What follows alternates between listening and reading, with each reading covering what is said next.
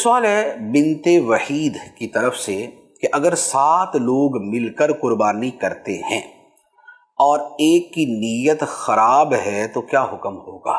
7 لوگ مل کر قربانی کرتے ہیں کی صورت یہ بنے گی کہ بڑا جانور ہے، یعنی گائے ہے، اونٹ ہے، کیونکہ 7 حصے تو اسی کے اندر ہوتے ہیں۔ اب 7 میں سے کسی ایک کی نیت خراب ہے، تو نیت کی خرابی کا مطلب کیا بنتا ہے؟ تھوڑا سا اس کی وضاحت کی ضرورت ہے کہ نیت خراب کیا ہے۔ تو اگر تو مثال کے طور پہ جو ایک شرعی حکم ہے اس کے اعتبار سے بیان کر دیتا ہوں کہ 7 لوگوں نے مل کر قربانی کی، ایک آدمی کی نیت قربانی کی نہیں ہے بلکہ اس کی نیت صرف گوشت کی ہے کہ بھائی مجھے 22 کلو گوشت چاہیے، یعنی کہ جیسے 22 کلو کا حصہ بنتا ہر ایک کا، تو اس نے کہا بھائی مجھے تو 22 کلو گوشت چاہیے، قربانی وغیرہ کی کوئی نیت نہیں۔ یہ ہے نیت خراب قربانی کے اعتبار سے، فی نفسی تو درست تھی لیکن قربانی کے اعتبار سے یہ نیت خراب ہے۔